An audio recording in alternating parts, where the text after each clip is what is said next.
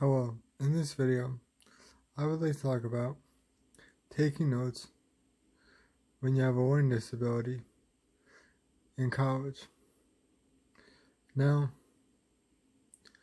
having a learning disability, in my case, associated with CP, which slows down your cognitive processing, makes taking effective notes more difficult, especially in a high-paced environment. Now, many college courses of today, especially with remote learning due to COVID, have a lot of their notes online. But I suspect this trend will decrease as more and more students go back to in-classroom learning. I know in my case, back 10 years or so, when I was in college, a lot of the professors would have printout notes which you could take to class with you and then add extra notes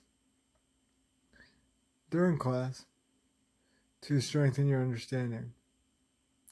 However, there were some professors who thought that the best way to ensure attendance to their classes was to not provide any notes electronically. Any instruction they gave was live in classroom.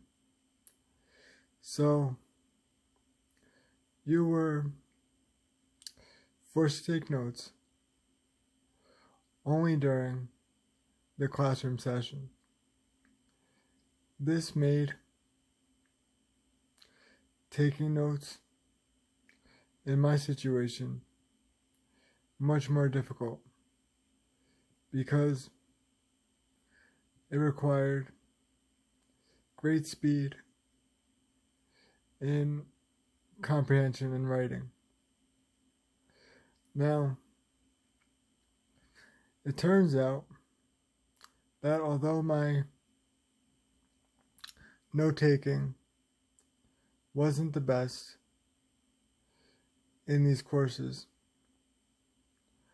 I was able to work around this utilizing my exceptional memory to essentially fill in the gaps of my notes. And although I do think it is important to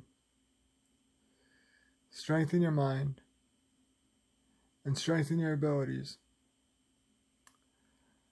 thinking back now, I do not think that most people should handle note-taking the way I did. It turns out that there are a lot of people in the Special Services Department who are paid to make your life easier. And one of these things they provide is note-taking services. Now, I knew this at the time, but I felt, just in my case, I could do without it. And I was correct. But stepping back from my case, if you just look at the stakes that are involved with going to college and the amount of money spent and the lack of time you have to get things dialed in. Only a fool would try to test themselves in the way I did. If you're going to spend a lot of money going to college, your best bet is to minimize any wild card that could potentially come up. Now, this is the opposite of what I did. I essentially played with fire. And although it worked out for me, I do not consider myself the normal case. I am exceptionally intellectually gifted in many areas. And although many people are smart, I would not advise they take such a risk when they really don't have to. You can learn to improve your memory skills, but there is a limit to how much each person can improve. And if you are not one of those people that is known for having an exceptional memory, you should really do yourself the favor and utilize all the services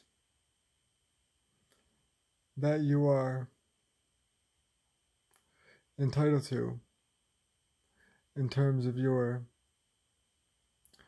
academic college career. Doing otherwise is not smart and could lead to you wasting a lot of money and a lot of time in a situation where you would otherwise be successful had you only done things a little bit differently.